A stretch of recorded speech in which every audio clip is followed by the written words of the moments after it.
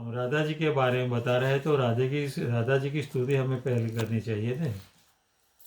तो कैसी स्तुति करनी चाहिए राधा जी की कि हे राधा जी, तुम्हारे चरणों की भक्ति हमें कब देगी। यानी कि हे राधा जी, तुम्हारे चरणों की भक्ति देने के लिए हम पे कृपा करो।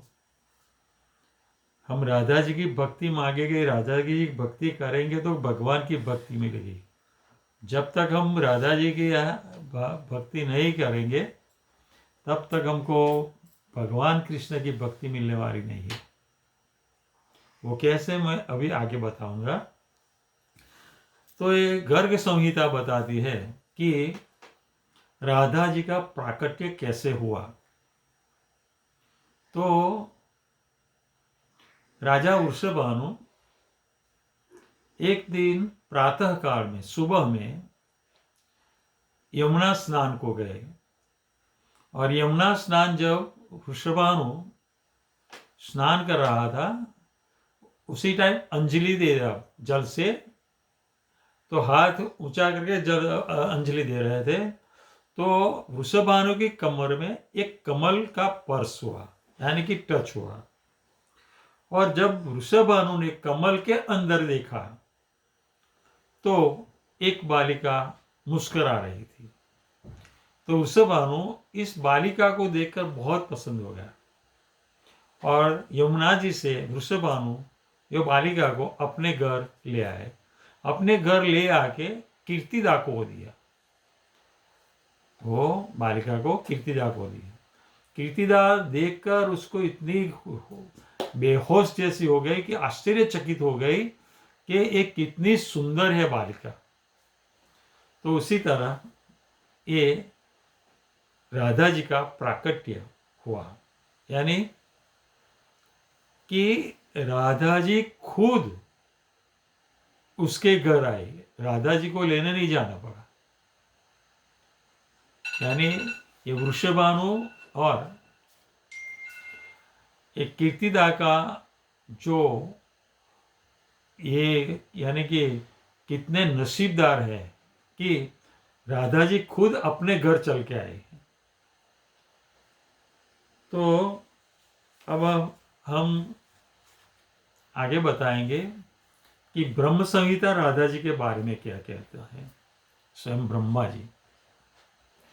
तो आनंद चिन्मय रसात्मया मनस्सु यह प्राणी नाम प्रतिफलन स्मरताम उपेत्य लीलायितेन भुवनानि जय तदस्रम गोविंदमादि पुरुषम तमहम भजा।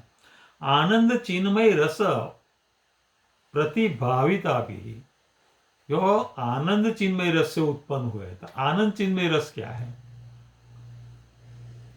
जो आनंद चिन्मय रस है, ये स्वयं कृष्ण का जो रूप है, यानी कि जो 64 कला है, उसका जो 64 कलाओं का रूप है, वो आनंद चिन्मय रस है। और वो है आह्लादिनी शक्ति, और आह्लादिनी शक्ति वो है जो राधा जी है। तो आनंद चिन्मय रस प्रतिभाविता भी ताभीर एव निज रूप तया कला भी। निज रूप यानी भगवान का जो 64 कला थी, उसका जो रूप, उसका वो स्वयं राधा जी है। तो गोलोक एव निवसति अखिल आत्मभूत हो, और वह कहाँ है? गोलोक वृंदावन में ये रूप। तो ये जो राधिका है, राधा जी है, और वो राधा जी से जो अपना विस्तार हुआ, यानी कि राधा जी ने अपना जो विस्तार किया वो ही गोपियां है। तो इस श्लोक ये बताते हैं कि जो अपने गोलोक धाम में अपना ही आध्यात्मिक स्वरूप सदस्य 64 कलात्मक प्रवृत्तियों द्वारा धारण करने वाली परमानंदमय शक्ति की मूर्त स्वरूप श्री राधा तथा उनकी नित्य आनंद में रस से प्रसारित और उत्साहित श्री राधा के दैहिक स्वरूप के मूर्तिमंत्र स्तर रूपी श्री राधा की सखियों के सहवास में निवास करते वो आदि पुरुष गोविंद को मैं बसता हूँ। यानी जो चिन्मय शक्ति, यानी जो आह्लादिनी शक्ति से, और आह्लादिनी शक्ति से जिसका विस्तार हुआ वो गोपिया है। और राधा जी और ये आज जो गोपिया उसका विस्तार है, उसको साथ, उसके साथ जो सदा आनंद लेते हैं उस गोविंद को मैं बसता हूँ। जो सदा आनंद लेते हैं वो स्वयं कृष्ण ही है। तो ये कृष्ण और उनकी शक्ति, भगवान कृष्ण उनकी शक्ति और शक्तिमान, जो शक्ति है राधा जी और शक्तिमान है वो कृष्ण है। तो ये राधा कृष्ण अलग अलग रूप है। तो आह्लादिनी शक्ति चिन्मय शक्ति कहलाती है। लेकिन राधा कृष्ण भिन्न नहीं, राधा कृष्ण एक है, शक्ति और शक्तिमान। शक्ति कहां से है? शक्तिमान से है। फिर भी इस रस का आनंद लेने के लिए राधा और कृष्ण दो रूप में प्रकट हुए। तो ये जो रस है, माधुर्य रस, वो कैसे प्रकट होता है? आलंबन, उद्दीपन, उसका दो प्रकार है। तो आलंबन यानी जो सहायता करते हैं उसको आलंबन कहते हैं, और उद्दीपन जो प्रोत्साहन करता है उसको उद्दीपन कहते हैं। लेकिन आलंबन से सहाय करने वाले का दो विभाग होता है। एक होता है आश्रय और दूसरा होता है विषय। विषय यानी समर्थक, आश्रय यानी ये उसका सहाय करने वाले। तो सहाय करने वाले कौन है? गोपिया और राधा जी, यानी कि राधा जी और उसका विस्तार गोपिया, वो सहाय करने वाले हैं, आश्रय। और जो उसका समर्थक है वो विषय है, विषय यानी कृष्ण है। तो इस लीला किस प्रकार से होती है? आश्रय और विषय से होती है। आश्रय यानी सहाय करने वाला और दूसरा समर्थक। तो सहाय करने वाली है गोपिया और राधा जी, और जो समर्थक है वो कृष्ण है।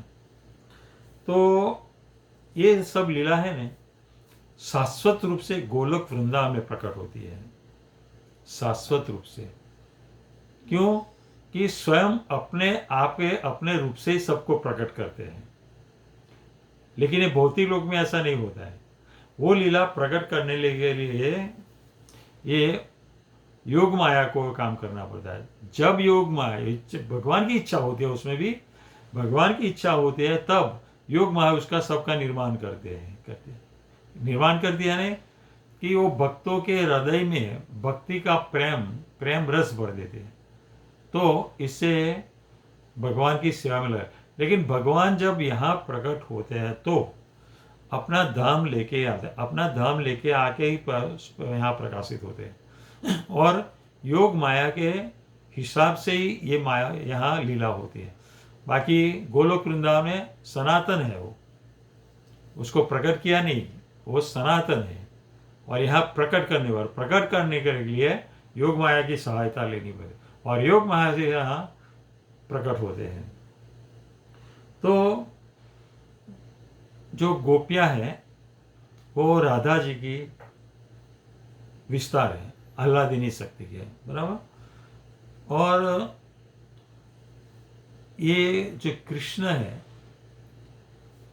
और गोपियाँ है, कृष्ण और गोपियाँ, उसमें हम कहते हैं कि ये अनैतिक संबंध है, ये परकीय संबंध है। तो उसमें अनैतिक या परकीय संबंध, उसमें शंका करने की कोई भी आवश्यकता ही नहीं है, क्योंकि कृष्ण हमारे खुद की ही आह्लादिनी शक्ति से विस्तार करते हैं, और आह्लादिनी शक्ति के साथ ही वो परकीय भाव हो या प्रेम भाव हो, कोई भी भाव हो, वो प्रकट करते हैं। तो अपनी शक्ति के साथ, अपने ही साथ अपना जब प्राकट्य करते हैं तो उसमें कोई शंका करने वाली बात होती नहीं है। जैसे कि भौतिक जगत के जो हम बात करते हैं, ऐसा कुछ है नहीं। आध्यात्मिक जगत सब दिव्य, आध्यात्मिक जगत की जितनी भी लीला है वो सब दिव्य है। यहाँ की लीला सब भौतिक है। ये भौतिक तरीके से हम विचारेंगे तो उसके लिए हमको थोड़ा अलग लगेगा, लेकिन आध्यात्मिक शक्ति से विचारेंगे तो उसकी लीला में बहुत आनंद आएगा। सुखदेव गोस्वामी जो परम शुद्ध भक्त है और परम शुद्ध भक्त होकर ये जो लीला को वर्णन कर रहे हैं, तो उससे हमको समझना चाहिए कि हम उसके आगे कितने निष्कृष्ट हैं। निष्कृष्ट होने से हम ये सोचते हैं, जब ये लीला चलती है तो सिर्फ ये राधा कृष्ण की लीला नहीं चलती है कि गोपिया की लीला नहीं चलती है। उसको देखने गंधर्व लोग से, गंधर्व हैं, चारण हैं, देवता लोग हैं, वो सब विमान लेके ऊपर आ जाते हैं और देखते हैं। अरे स्वयं शिव जी भी अपनी रास में भाग सम्मिलित होना मांगता, इच्छते हैं कि मुझे भी इस रास में भगवान मेरे साथ रास करे ऐसा। तो ऐसी कैसी रास होगी, यानी कैसी ये लीला होगी, तो उस देवताओं से लेके सब उसके लिए आतुर रहते हैं। तो हमें हमारी ये भौतिक दृष्टि से जो विचार सोचते हैं वो नहीं सोचना चाहिए। हमें भी दिव्य आनंद, भगवान की दिव्य लीला के बारे में दिव्य तरीके से सोचना चाहिए। और ये चित्त शक्ति योग माया के द्वारा प्राकट्य होता है। तो परकीय भाव प्रकट करने वाले भी योग माया ही है। योग माया सब विस्तार करती है और योग माया ही वो परकीय भाव से भी उसको भगवान के लिए प्रेम देते हैं। तो ये सब जब रासलीला होती है ना, तो गोपिया, राधिका, राधा जी ये सब क्यों करते हैं कि भगवान को आनंद देना है और भगवान को आनंद लेना है और भगवान को भी आनंद करना है। दोनों तरफ से सेम है। भगवान को आनंद करना है, इसलिए गोपिया और राधिका के साथ वो रास करते हैं, और गोपिया और राधिका भगवान के साथ आनंद करना है, इसलिए उसके साथ रास करते हैं। तो ये उसके लिए भागवतम में 30वें अध्याय में एक श्लोक बताया है। वो प्रत्यक्ष रूप से नहीं है, अप्रत्यक्ष रूप से है। यानी अनया आराधितो नूनम भगवान हरि ईश्वर, अनया आराधितो नूनम भगवान हरि ईश्वर यन्नो विहाय गोविंद प्रीतो याम अनयतर। यानी जब ये रासलीला चलती है तब सभी गोपियों को ऐसा होता है कि कृष्ण सिर्फ मेरे साथ ही है, और कृष्ण को हम जैसे कहते हैं ऐसे करते हैं, यानी कि हम जैसे कृष्ण को नचाते हैं ऐसे कृष्ण नाचते हैं। तो कृष्ण को पता चल जाता है कि यो सबको अब अभिमान हो गया है, तो कृष्ण उसी टाइम अंतर्धान हो जाता है, अप्रकट हो जाता है। तो सब गोपियां ढूंढने लगती है कि गया कहाँ, अभी था, अभी कहाँ भाग गया। तो उसी टाइम एक गोपियां उसको ढूंढती है, कृष्ण भगवान को। जब उसको पता चलता है कि किसी और के साथ अनया आराधित है ना, किसी दूसरी गोपी के साथ वो तो चला गया है। अनियार नूनम भगवान हरि ईश्वर, ये भगवान कृष्ण अन्य कोई गोपी को लेके चला गया। तो आराधित है ना, राधित, इनडायरेक्ट अनया आराधित का, लेकिन डायरेक्ट राधित। राधित यानी राधा जी, यानी कि ये स्पेशल गोपी को लेके, कौन, राधा जी। तो ये राधा जी को लेके गए, तो उसने हर भगवान यन्नो विहाय गोविंद, तो ये जो गई है राधा रानी, तो उसने ये भगवान कृष्ण की कैसी पूजा की होगी, तो सिर्फ उसको ही लेके गए और हमको नहीं ले गए। याम अनयत रहा, कहाँ ले गए, किसी एकांत स्थान में हमको। तो डायरेक्ट नहीं लेकिन इनडायरेक्ट एक श्लोक बताया है भागवतम, अनया आराधितो नूनम भगवान हरि ईश्वर यन्नो विहाय गोविंद प्रीतो याम अनयत रहा। तो भगवान है, भक्ति है और भक्त है, वो तीनों के तीनों आध्यात्मिक जगत दिव्य लोक में है। भगवान, भक्ति, भक्त।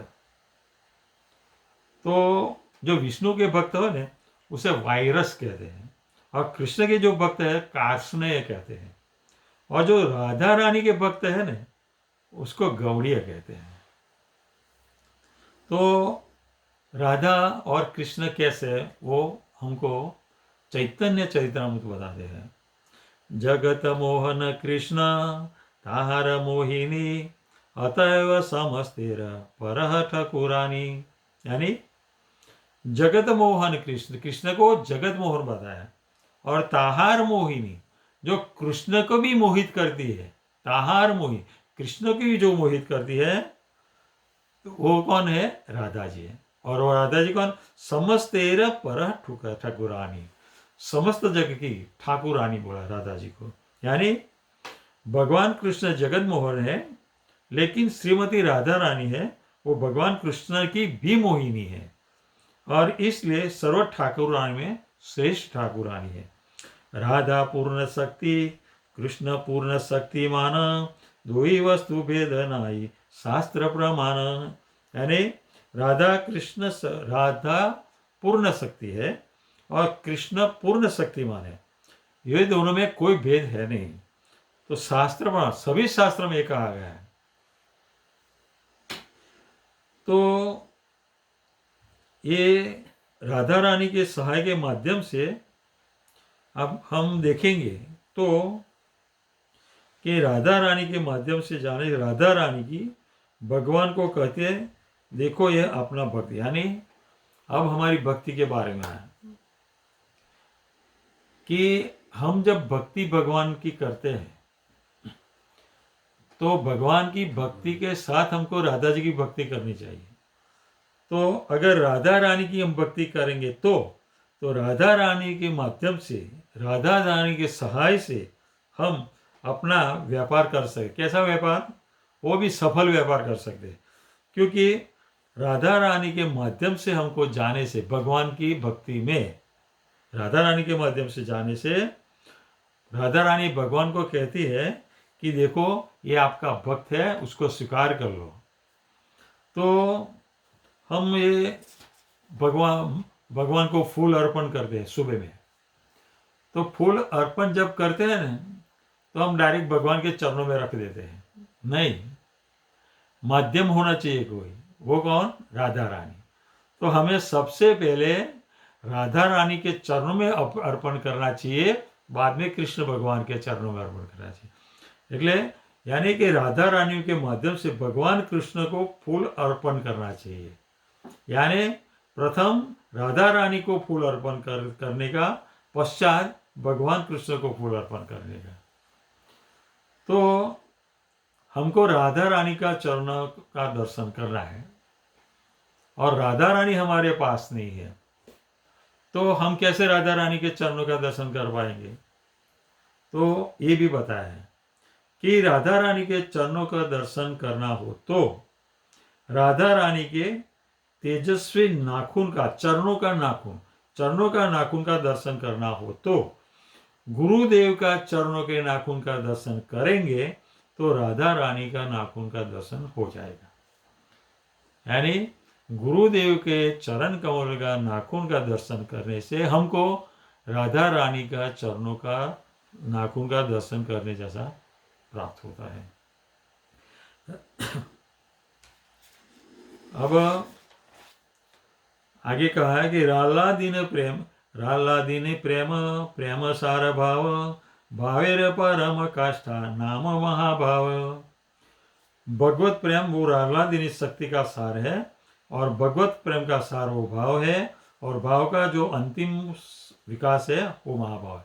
यानी कि राल्लादीन प्रेम है, ले जो प्रेम का जो भगवत प्रेम है ने वो राल्लादीन शक्ति का सार है। भगवत प्रेम कब मिलता है, राल्लादीन शक्ति हमें प्रकाशित होती है तब मिलता है।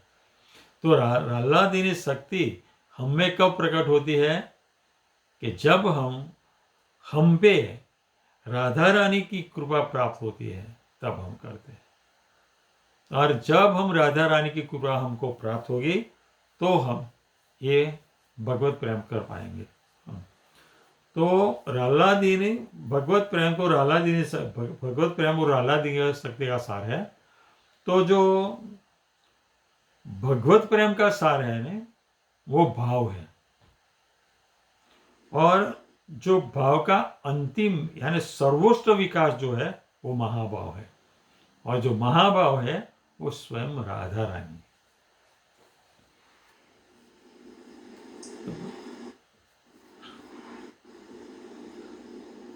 भगवान के प्रति शुद्ध प्रेम आने जब रालादीनी कृष्ण में प्रकाशित होती है और जीव को अपनी आकर्षित करने के लिए कृष्ण की कृपा से रालादीनी शक्ति का भक्ति में आविर्भाव होता है, तब यानी कि अब ये कहते हैं कि भगवान के प्रति शुद्ध प्रेम और दूसरा भगवान के लिए मिश्र प्रेम।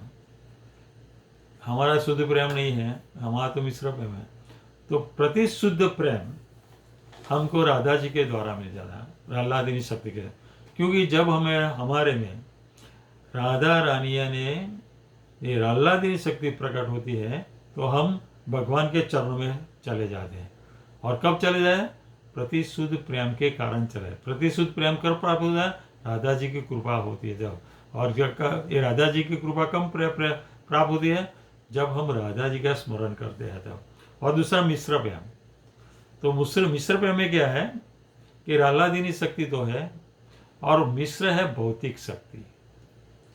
तो भौतिक शक्ति जब रालादीनी शक्ति में आध्यात्मिक शक्ति में मिल जाती है तो जीव का जो एटीट्यूड है ना वो चेंज हो जाता है। क्यों? कि शुद्ध भक्ति में ही भक्ति प्राप्त होती है, यानी शुद्ध भक्ति में ही भगवान की भक्ति मिलती है। अरे और जो मिश्र भक्ति है हमारी जैसी, तो उसमें जब ये बहिरंगा शक्ति जो तीन गुरुओं से गुण संगोष्य सत असत योनि जम से, वो तो असत ही है, और असत जब मिश्रित हो जाते हैं तो जीव क्या करता है कि ये हमारी बहिरंग शक्ति है हमको इतना झाक जमाल दिखाती है कि हम उसके पीछे एट्रैक्टिव हो जाते हैं। जब हम उसके पीछे लग जाते हैं ना तो हमको वो रालादीनी शक्ति नहीं दे, सिर्फ भौतिक शक्ति दिखा देती है। वो मिश्र प्रेम में भगवान की भक्ति प्राप्त नहीं होती है। सिर्फ शुद्ध प्रेम में यानी रालादीनी शक्ति के प्रेम में हमारे में शुद्ध भक्ति का प्राकट्य होता है। महाभाव स्वरूपा श्री राधा ठाकुरानी सर्वगुण खनी कृष्ण कांता शिरोमणि। कृष्ण कांता शिरोमणि, कांता यानी गोपिया, फिर रानिया, फिर लक्ष्मिया, फिर स्वयं राधा रानी। लेकिन उस राधा रानी को ही ठाकुरानी बोला। सर्वगुण खनि कृष्ण कांता शिरोमणि। तो महाभाव स्वरूपा राधा रानी कैसे? महाभाव स्वरूप है, और महाभाव स्वरूप होने से और सर्वगुण खनि सर्वगुण संपन्न होने से कृष्ण कांता शिरोमणि, सभी कांताओं ने शिरोमणि वो राधा रानी है। तो जो राधा रानी है ना, और व्रज की सुंदरिया, व्रज की सुंदरिया आने के राधा रानी का विस्तार गोपिया, और राधा रानी, जो राधा रानी का विस्तार है और राधा रानी वो सब शुद्ध स्वरूप है। दूसरा, और ये दिव्य वृंद है उसको बोलते हैं। क्यों? कि इतना शुद्ध स्वरूप है तो दिव्य भी इतनी है, तो दिव्य का वृंद यानी जत्था, सब इकट्ठे हो जाओ उसको, ये सब वृंद दिव्य है और सर्वोत्तम है। तो रालादीनी शक्ति का सार है भगवान के प्रति प्रेम एक, और भगवान के प्रति का प्रेम का सार है दिव्य भाव दो, और उस दिव्य भाव की पराकाष्ठा का नाम है महाभाव तीन। ये तीनों के तीनों सिर्फ राधा रानी में ही है, और ये तीनों के तीनों गुण सिर्फ राधा रानी में होने से वो ठाकुरानी है और कांताओं में शिरोमणि है।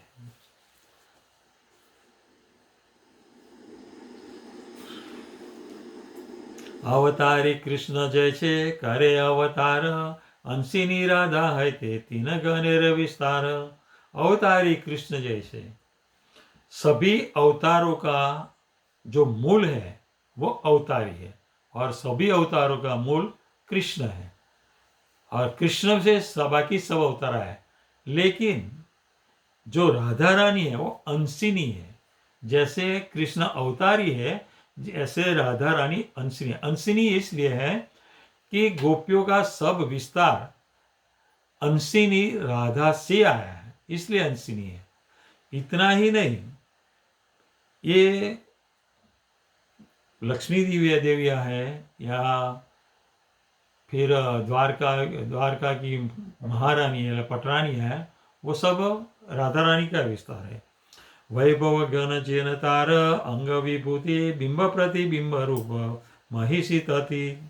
अब ये सभी कांताएं श्रीमती राधा रानी की अंग विभूति के रूप में वैभव के अंतर्गत परगणित है। बिंब और प्रतिबिंब रूप में महिषियों का विस्तार हुआ।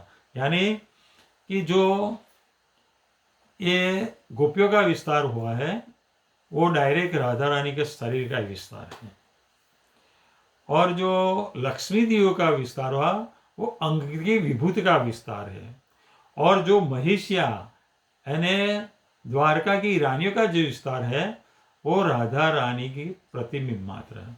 इसलिए कहा कि वैभव गण जेर तार अंग विभूति बिंब प्रतिबिंब, वो सब वैभव गण है।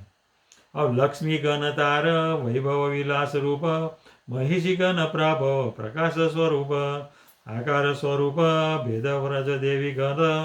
यानी लक्ष्मी गण तार वैभव विलास, लक्ष्मी गण को वैभव विलास, वैभव विलास यानी प्रतिबिंब, लक्ष्मी गण को वैभव विलास बोला गया।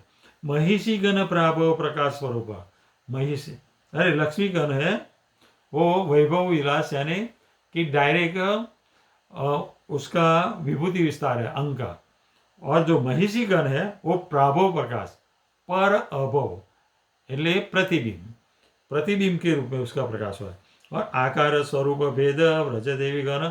अब व्रज देवी गण आकार स्वरूप, तो राधा जी से जो गोपियों का जो विस्तार हुआ वो राधा रानी ने सभी गोपियों को अलग अलग रूप में भगवान को आनंद देने के लिए अलग अलग रूप दिया है। एक ही रूप में नहीं कि राधा रानी का रूप है तो राधा रानी जैसा ही सभी का रूप, ऐसा नहीं, सभी का रूप अलग अलग किया है राधा रानी।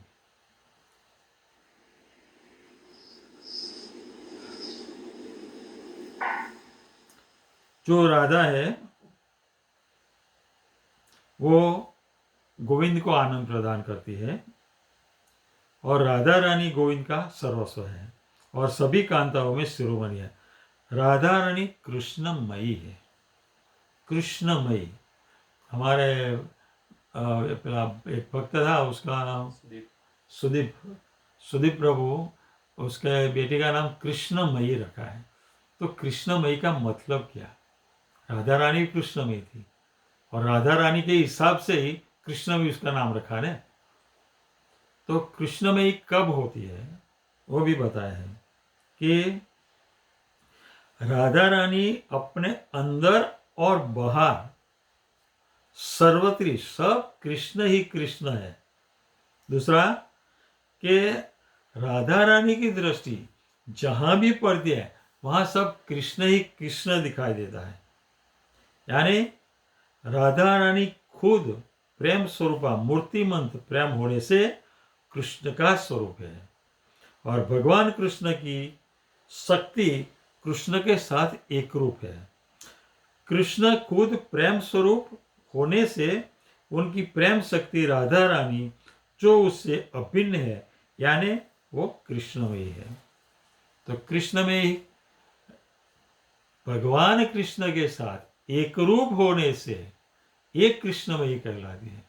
तो हम कृष्णमयी कब हो सकते हैं कि भगवान के साथ एक रूप जब तक हो नहीं सकते तब तक कृष्णमयी नहीं कहलाते। कृष्णमयी सिर्फ राधा ही है नहीं, कृष्णमयी भक्त भी कृष्णमयी है।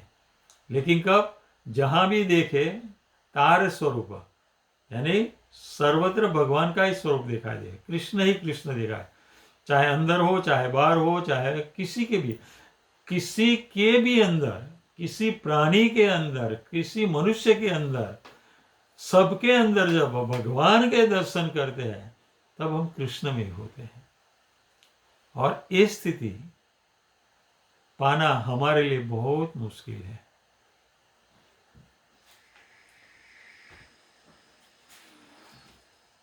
राधा कृष्ण ए छे सदा एक स्वरूप, लीला रस स्वादिते धरे दुए रूप।